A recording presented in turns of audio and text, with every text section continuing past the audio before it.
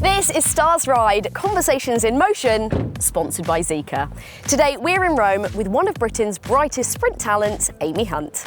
Amy burst onto the athletic scene as a teenager, breaking records and becoming one of the sport's most exciting young athletes. Since then, she's gone on to win medals on the world stage and represent Great Britain at the very highest level. But what makes Amy's journey particularly interesting is what she's achieved away from the track.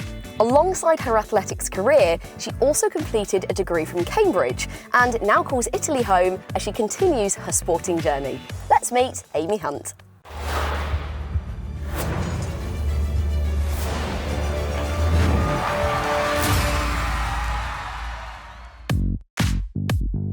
Amy! Hi! Hi! Nice to meet you, I'm Hannah. Good to see you. Hey. Definitely you. Right, go on then. All right, okay. I've got us a Zika car because we're going on a road trip around Rome because I've got some questions to ask you. So we've got our seatbelts on, ready to go? Let's go. Let's go. Do you speak any Italian? A tiny bit, un poco. Okay, you might have to teach me some. Okay, well look, let's start. We're talking about your incredible career. You're still so young. You've won medals on the world stage and an Olympic silver in the relay. So, I mean, looking back, was there one moment that was particularly defining in your career?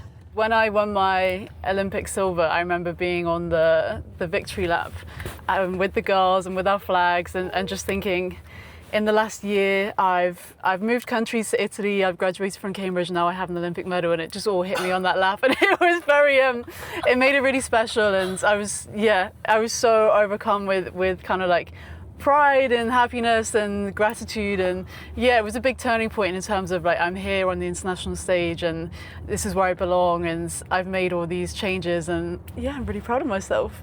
As you should be. People do always see the medals, the big performances, but you know, what were the early days like? Definitely rough in places. I think I've spoken before about how I ruptured my rec fem in 2022, so I pulled the tendon completely off the bone. I really hate needles and I have a big needle phobia, so for me going through that surgery and through that recovery was one of the toughest things I've ever done. So I made it through the toughest thing I could have conceived of at that point. So yeah, it was definitely hard in the in the first place, but then day to day, I don't know, people like to kind of fetishize the like hard work in a way and be like, I'm the hardest worker out there, and it's like we all train as hard as we possibly can. I do think my sessions are the hardest, but everyone thinks that. So day to day it is we do 9 sessions a week, and it gets very, very intense. So yeah. Oh my goodness. Okay, well talk to me about a session. What is a session to you, and why do you think it's the hardest? Okay, so I would like to say I was of some of the hardest sessions out there, in terms of we have a different warm up every day, so we don't get told anything until we get to that stage. So you'll finish the lap of warm up or the 5-minute jog or whatever, and then you get told the next thing, and then you get told the next thing. And then, so it's very psychological in the sense that you don't know what's coming next. So you just have to give 100% to the thing that you're doing now. And you might actually have a horrible workout, but you're still having to give 100% right now. And then we finish the warm up, we get told the workout, and in the wintertime it's a lot of 45-second recovery, 60-second recovery between reps, so it's very, very back to back to back. It's not maybe the traditional sprinter training where it's like a flat out 60, wait 15 minutes, another flat out 60.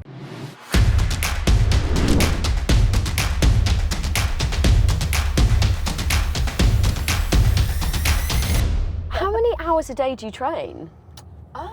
I think on a double day, so when we have track and gym, that's usually kind of 10 till 3 or 4-ish for me. So yeah, kind of like a normal job, but we do break for lunch in between. We're quite hot on that. I know a lot of groups go straight from the track to the gym, but we like to prioritize kind of refueling our body and having whole foods and kind of having a break away from the track and then coming back in a different frame of mind. And obviously because I'm in Italy, I have a double espresso in between and refreshed and revitalized. You've got to treat yourself a little bit, and that's 4 or 5 hours more than I ever do every day. That's unbelievable.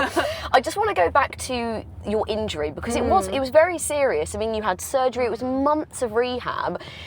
I mean, I know you said that was really tough mentally, and I'm sure physically as well. What else was tough about that, and did it change you as an athlete, as a person? I think it was tough for many reasons. I just refound my footing again after a previous injury, so it kind of disrupted the momentum I built up. It really made me start questioning my role in track and if I really truly love track and field. And obviously physically going through all that rehab, the rehab work wasn't hard. It was just, I really hate medical things. I really hate medical things. I hate needles, I hate doctors. So just being put to sleep was the worst thing for me. And I moved back into home, my parents' house, and my mum was kind of like being a nurse to me and taking care of me, and it was a big family effort to pull me through, and it was it was sweet, and it changed me in such a way that it probably was the start of the end of my time in the UK, and it's what really pushed me to move abroad and level up, find a professional coach. And so I'm quite lucky in the sense that I'm probably one of the only athletes where their coach is also their physio. So it's just me and my coach Marco. So, I'm very lucky to have an all-in-one kind of like coach, physio, therapist, like everything. So we have quite a close relationship, close bond, because it's always us traveling around everywhere, and sometimes we'll have people from the training group with us, so it's quite nice. And I'm quite lucky that my parents do come out to watch most of my competitions. So, I'm really blessed to have that support group. Did you know the Golden Gala has been part of the Diamond League since 2010? 3 years later, it was renamed in honour of Italian sprinting legend Pietro Manea. His 200-metre world record stood for almost 17 years and made him one of Italy's greatest ever athletes. Amy, I have just seen a little sneaky tattoo. Yes. Look at that. I have my Olympic rings. Oh, That's amazing. And then I also have my koi fish after the Tokyo World Championships. Oh my God, that is stunning. She needs a little topping up, but yeah. She looks quite cute in the mirror. Yeah. So cute. Did you all get it done? The same one? No, but a lot of athletes do have it in this. Like, I always walk around, I'm like, oh, twin. Yeah. So yeah, it's cute. It's just nice. And then sometimes I forget about it, and then I'm somewhere like an airport, and people behind me, oh my God, did you go to the Olympics? Oh, yeah. And I think it's quite sweet because it makes you remember how special the Olympics are in its own entity, but also how rare of a person you are to have been there, and even just to have made it there, never mind to have medalled there. So it really makes you kind of appreciate the splendour of it all. Yeah, no, but and the family and what it gives people. Like people, I love watching it. You're like, oh no, another people 4 look years. forward to it for 4 years or for 2 years if you're a fan of the Winter Olympics. Exactly. But yeah, it's such a big deal to people, and it really means so much. So it really makes you stop and think, oh, I'm actually quite cool. Yeah. Cute. Yeah. Okay, and also, can we just get close with these nails? Look at these. Come on. Looking Some good stars. on the track as well. Yeah. These were for my birthday, so I actually got these done out in China. Just a little bit of glitz and glam, and on the start line, and when I'm in set, I can see them. I think, oh, it looks really nice. They look really nice. I match my earrings to them, match my hair to them. So it's a big show. It's a spectacle. It's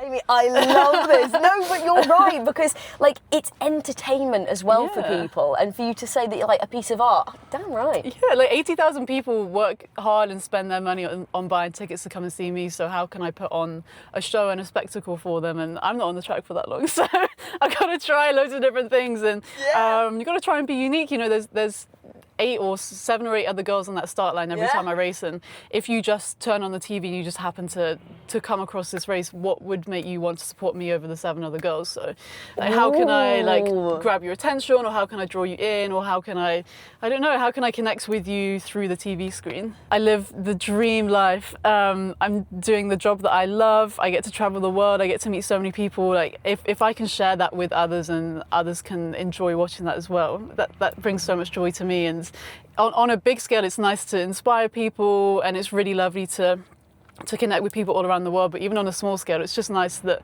my gran can watch them and she can see what I've been up to. So yeah, I enjoy it in lots of different directions. This year's Golden Gala is packed with talent. More than 40 Olympic and world champions are competing alongside over 80 global medalists.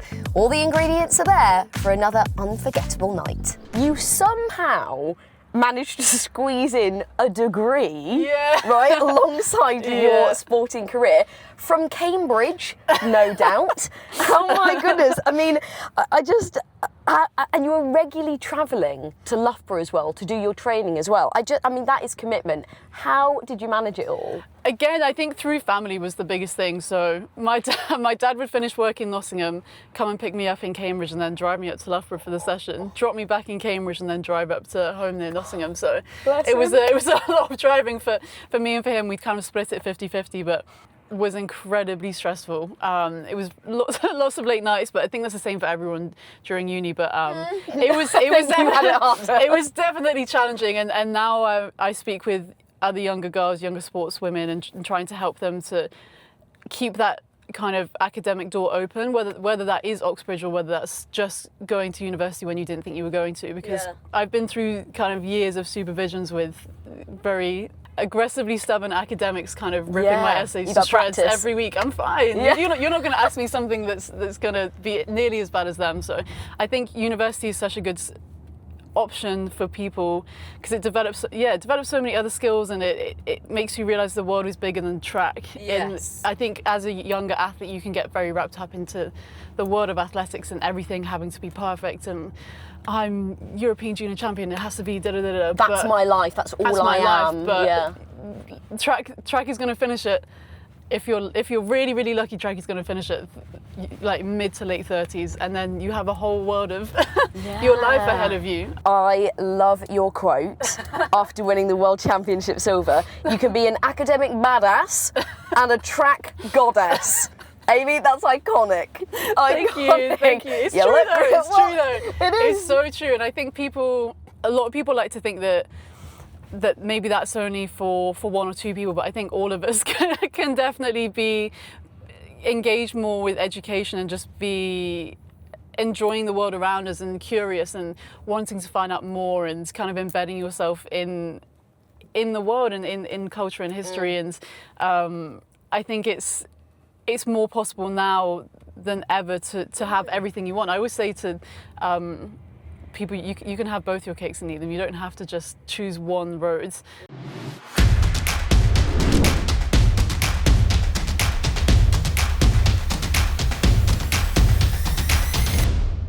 What do you do in your downtime? Do you read quite a lot, or do you try and sleep? Do you training? I read. I'm lucky, like I said, I live in Padova in Italy, so it's quite a hidden gem of Italy right now. It's not super touristy. Until now they know you live there. But maybe it might be soon. It's just outside of Venice, so in the winter I actually go to Venice nearly every week because it's 20 minutes on the train, very easy. I kind of know my way around now, which is really cool.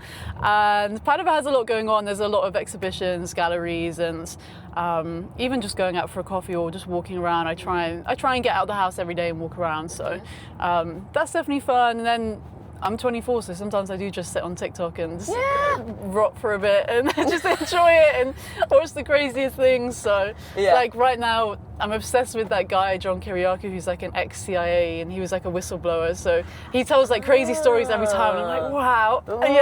Although sometimes I just sit on YouTube, and I try and make sure I get out the house, but also depending on what phase of training we're in, it might just be a sit down in the living room kind of day. So why not? Why not?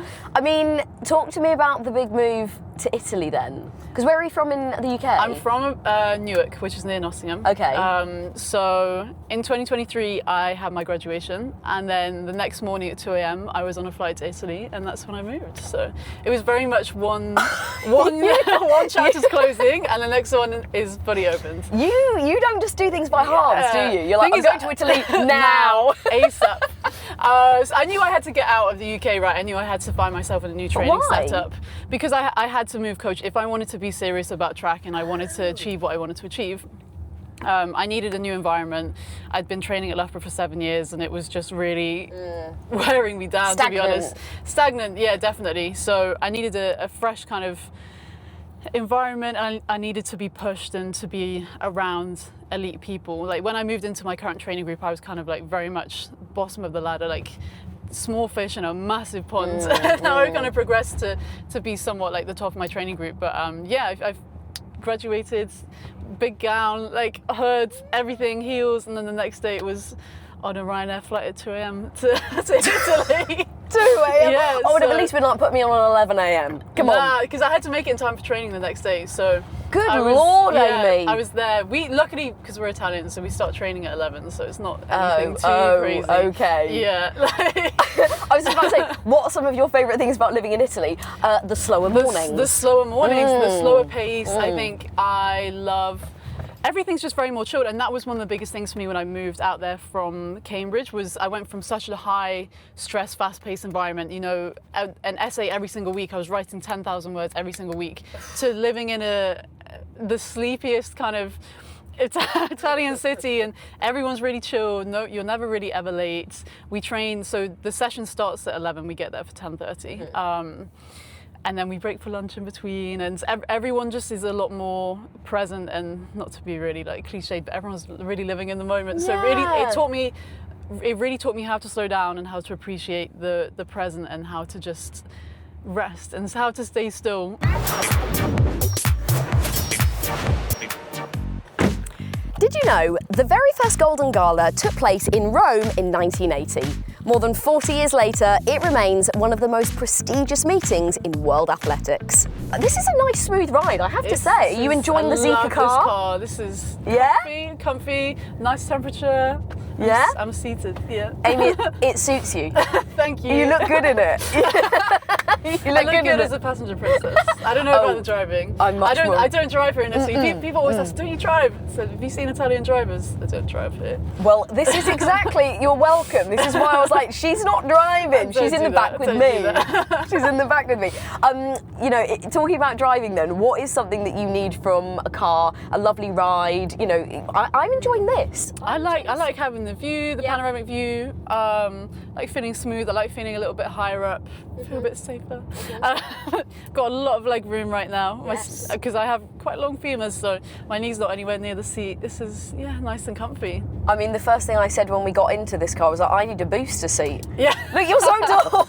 Your legs. This is not good on the bus, like, but right here it's fine. Yeah. I mean, what are Italian drivers like, particularly in Rome? It's a bit chaotic. There's not really any rules. It's not really. Right. It's whatever I think is right. I'm gonna do. So that's why I can't drive here. It's a bit, and there's a lot of distraction going on. There's people watching Netflix. Like, it's okay though. No one. That's the thing. No one gets stressed. I've barely ever seen road rage here. Okay, good. And we're on the other side of the road for us.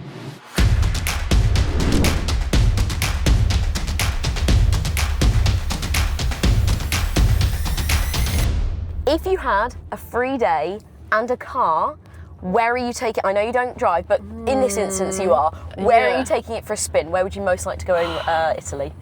I think I'd maybe take it up to the Dolomites, because I kind of live near them. So I'd have a bit of a spin around mountain roads. Maybe I'd go to the spa, get back in the car, like just be surrounded by gorgeous scenery and have zero traffic. I think heading to the mountains is probably the best choice, and have a smooth little ride around the roads. So yeah, maybe get out of Rome first and then you can go to the Dolomites. Amazing. Amy, I could honestly talk to you all day. That was absolutely amazing. Thank you so much. Good luck. Thank you. For the whole rest of the circuit, and I look forward to seeing more nail designs. More nails, yep. Thank you. Thank you. That was Stars Ride, Conversations in Motion, sponsored by Zika. A huge thank you to Amy for sharing her story from life on the track to life beyond it. For more exclusive interviews, behind-the-scenes access, and the latest stories from the Wanda Diamond League, make sure you follow us on socials and, of course, head to the Diamond League website. Bye.